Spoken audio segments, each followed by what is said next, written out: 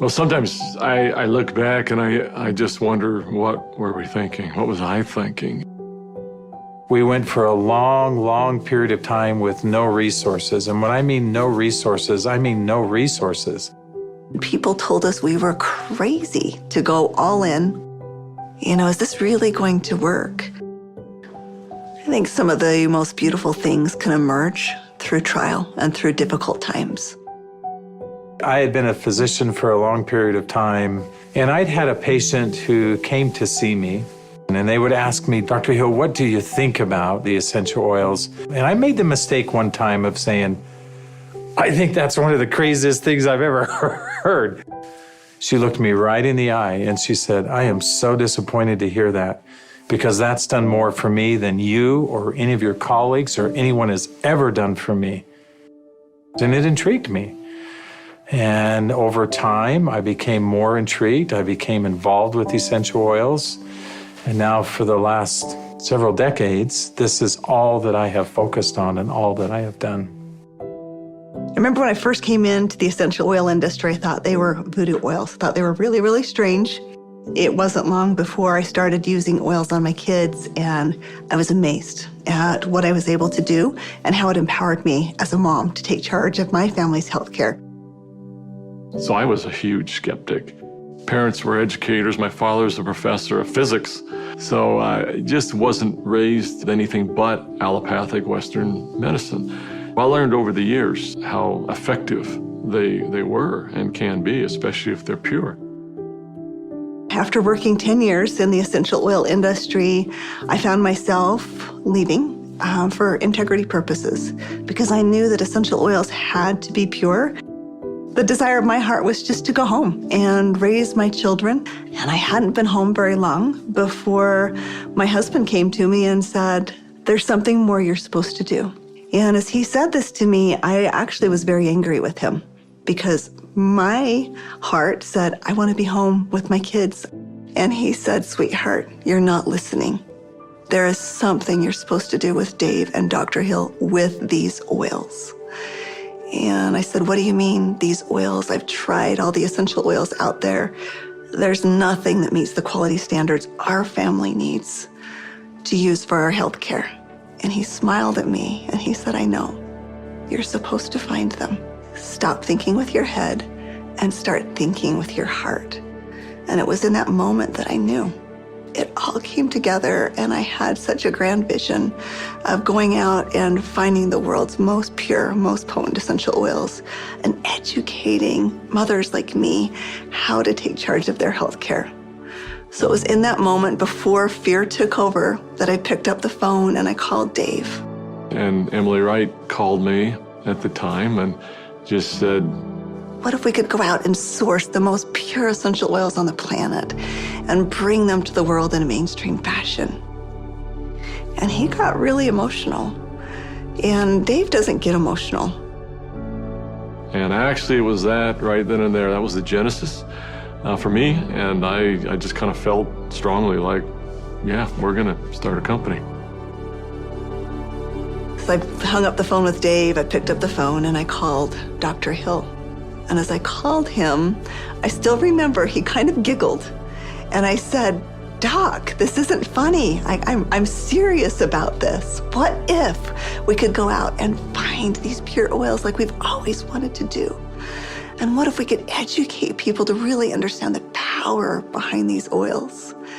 And he said, no, Emily, I'm not laughing because I think your idea is crazy. I'm laughing because I was just getting ready to call you and ask you the very same question. It started with an initial little small meeting in an Italian restaurant. In the far corner, and we met for 5.5 hours until they finally kicked us out of the restaurant because we weren't buying food anymore. And we just started to dream. We would meet anywhere we could find some space to meet. And it was in some strange places. Of course, the basement of the Normal Library was one. We got too rambunctious and they finally kicked us out of the library. Sometimes it was in the basement of our homes. I remember not telling my kids, that I was unemployed and starting a new thing, but the dad was working on a project in the basement. As I did the business plan, I started to realize that this was going to be big. I just knew that with such a good team and product that had changed our lives, we felt like this was going to be significant. So as we began in the spring of 2008, that's when we had a massive falling out with the housing market in the United States. And there was a lot of panic and a lot of fear.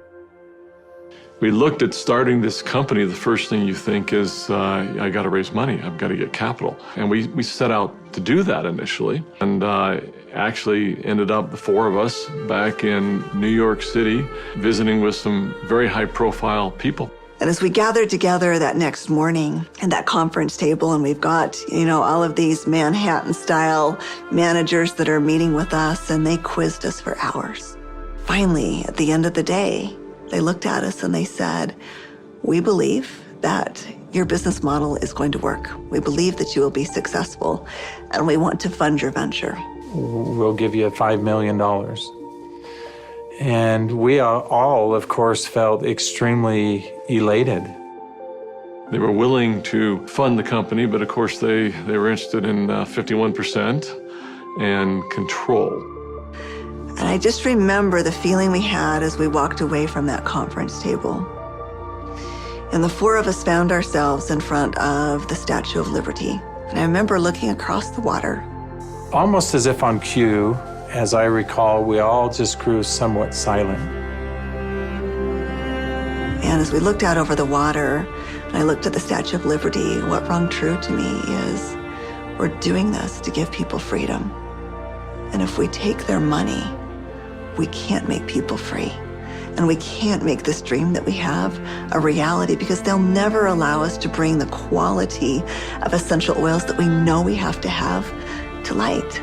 Because they'll be looking for an exit strategy, they'll be looking for a return on their investment, and that can't be part of the equation. I remember standing right next to Dave Sterling, and Dave looked at me and in kind of a somewhat shocking way, he asked me, "How much money do you have, Doc?" And I said, I don't know. And he said, "How much can you pull together?" And I said, "I don't know." And he asked each one of us in succession, and before we left the park that afternoon, we had made the decision that we were unable to take any resources from anybody, and instead, we would all leverage everything we have. We took the equity out of our homes, we cashed out 401ks, we liquidated everything we owned in order for this dream to come to fruition. And so as I expressed this to my wife, I remember very clearly, she just looked at me and said, "Well, I trust you. You'll take care of us, and we'll be fine." And we had family members even come to us to say, "You're foolish. Your family is going to be homeless." So we went all in, everything. We didn't hold anything back. We thought it would be for just a couple of months that we went without any income, but it was 13 months. Those final months, we're eating almonds and yogurt and telling our kids they can't go to dance practice and they can't play sports because we don't have enough money. But having that belief that it was all going to be worth it. And I remember a day that we had $5,000 left in our account. $5,000 because we had just put together this big oil order. And we didn't know how we were going to make payroll. We didn't know how we were going to make commissions. And just to see how doors open every single time, as long as we continued to step forward, that doors open. People ask me sometimes, how are you guys able to do what you did? And, but everybody rolled their sleeves up and we did every job. We did this job, this job, this job. I was supposed to go out and find these precious oils. So as I started calling people, every single person would say, "Of course, our oils are 100% pure." And that's when I realized almost all essential oils that are sold out there are sold through brokers. These brokers were very smart people, often having very sophisticated labs. And the oils were almost always changed. Most were not pure, most were synthetically created. I had probably 100+ different samples that had been sent to my home. And every time we would meet, Dave, Dr. Hill would say, Emily, have you found the oils yet? I'd have to say, not yet. Like, are we going down the right path? Is this really what we're supposed to do? And I remember one beautiful day, I opened up my doorstep and 5 oils showed up all in the same day. It was frankincense, lavender, tea tree, lemon, and peppermint. As I smelled these bottles, I called up Dave and I called up Dr. Hill and I said, I found the oils. They said, don't you dare open them until we're all together. We knew that these oils were absolutely pure, and it gave us just enough confidence, just enough faith to continue stepping forward. I remember that first discussion we had. We talked about the culture of the company. What type of soul do we want doTERRA to have? And we realized that these oils are experiential.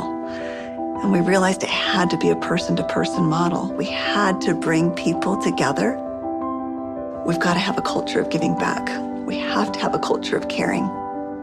Locking arms with the people who are putting the seeds in the ground, who are harvesting these products. It's making sure that their needs are met. As I look back on it today with doTERRA, it's overwhelming to me to see the impact it is around the world.